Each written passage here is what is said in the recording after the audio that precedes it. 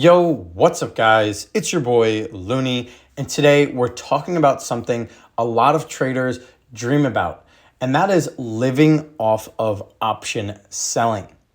Because you've probably seen people online saying they make thousands every week selling puts and covered calls and just living off that premium.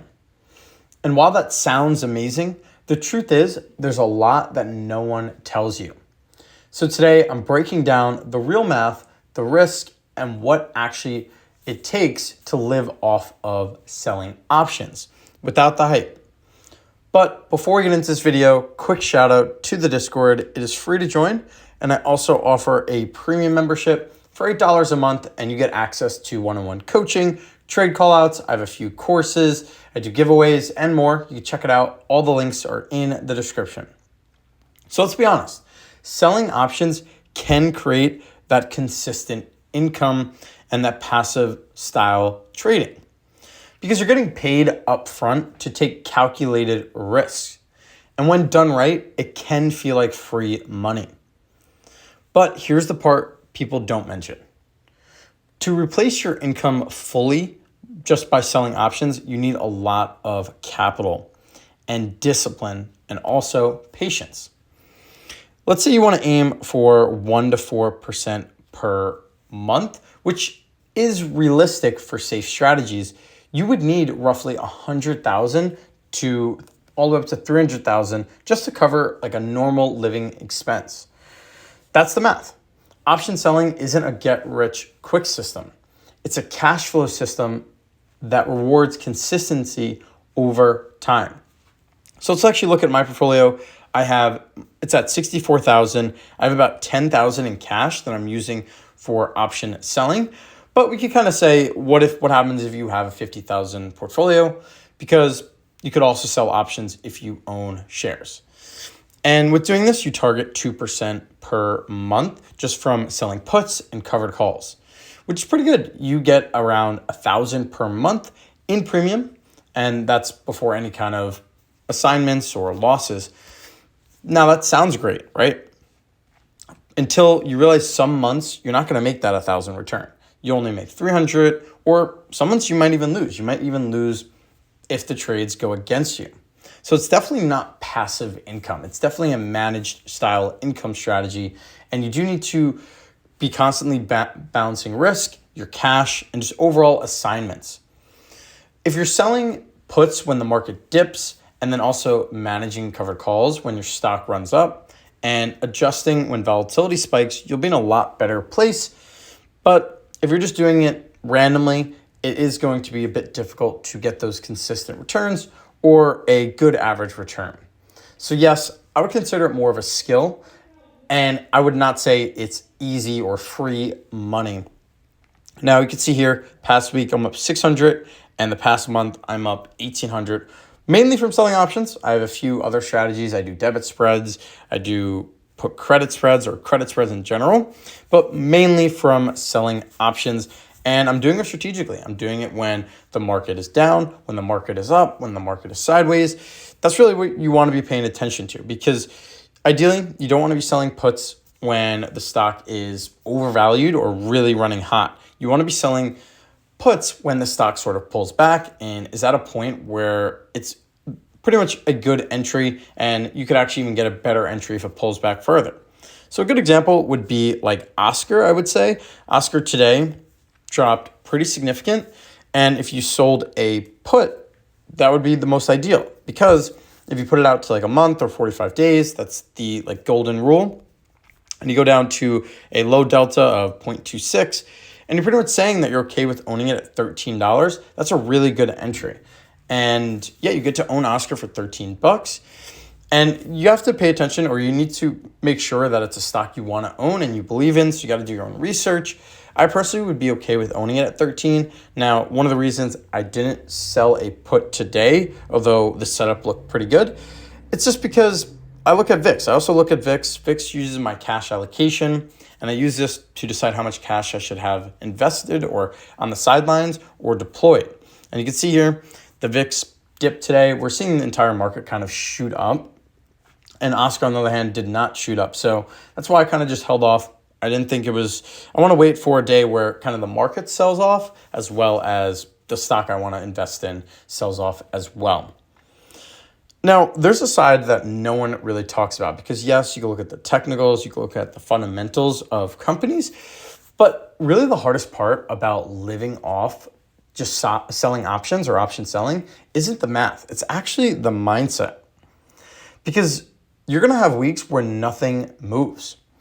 And there's going to be times where you're just not going to make trades. There's not going to be any good entries. You're just going to have to wait and sit on your hands. And you're just going to watch those unrealized losses swing while you still collect small premiums. And you'll often battle the urge to chase riskier trades just to make it up. So there's a lot of emotions that go on because you'll realize unrealized losses that you can't really control. And you'll be in a situation where the premiums aren't enough to account for your losses. And it's definitely emotional battle. Something like Webull, for example, I am selling puts, I'm selling covered calls, I'm collecting premiums in any sort of direction. But my total return on just the shares I own is down 14% or 167. And these premiums aren't enough to cover that loss. So really you have to be patient. You need to be making sure that you're selling puts at ideal strike prices and just overall being patient. And when the stock finally runs back upwards and kind of turns around and has a bullish momentum, then you can sell covered calls. And there's going to be times, there's going to be weeks, there's going to be months, there's going to be a long period of time where you're going to just have to urge or fight the urge to rush into trades. Now, yes, there are some stocks that kind of just continue downward for years on years. Maybe like something like Beyond Meat, if you're a Beyond Meat holder, that's an example. But ideally, you want to be making sure you're choosing good stocks. So when you're selling options, it's very important you're choosing the right tickers, you like the fundamentals, and you're doing your own study and due diligence. But this emotional battle is where most traders burn out. Because emotionally, it might feel like you're doing everything right, but really the market doesn't care about your schedule. So the truth is you can absolutely make consistent returns and income, but I wouldn't say living off of it is a easily achievable thing. It's definitely requires emotional control. Cash management is super important. And just, I would even say some diversification is pretty important as well. If you're all in one stock, unfortunately, there's going to be times where you can't sell options on it just because of where it's trading at, like something like SoFi, for example. This is a stock that I own, one of my biggest positions in my portfolio. I can't be selling options at these levels just because it's continuing to go upwards. I want to wait for a pullback because although SoFi might go to $45, might go to $50, so why not just buy and hold? There are going to be times where it's going to pull back. So I do own this stock, but I'm not selling puts. So diversification is pretty important because I have the opportunity to sell puts on Oscar. I did it on Webull. And if SoFi pulls back further, I could sell options there. So diversification, you don't want to get too carried away, but it is important so that you can kind of just take control of things. So how do I use it? Because I think the best way to do it is not really to rely on it for your income or like paying for your bills. I definitely use it as supplemental income. I use it to reinvest and grow my portfolio, lower cost basis, because when you sell puts and dollar cost average by selling puts, you can effectively lower your average costs. Something like Zeta, for example, I have 3 sell puts going on around $4,500 ready to deploy if the stock pulls back. So I'm dollar cost averaging 16, 15, 14, and lowering my cost basis by doing this. So yeah, it's very important that you look at it this way and not kind of rely on it as your sort of income because it could quickly turn against you. So that's the key difference. Because when you remove pressure to really live off it and rely on it, you make smarter trades, you take better setups, and you just have overall better patience and you protect your capital a little bit better. So if you build it slow by selling cash trade puts, doing covered calls, and just letting your collateral compound, you can absolutely reach a point where your option income can cover your lifestyle. But it's definitely a journey. It's not a shortcut. So yeah, that is the truth about living off option selling. It works. Selling options is a great strategy, but it only works if you treat it more like a business, not a shortcut. And focus on process rather than profit. And do this by learning to manage cash flow, controlling your emotion, and just letting compound work for you. Look how much cash I just have sitting in my account. And I have a lot of cash for opportunities. So I'm being very patient and sort of managing my cash flow accordingly.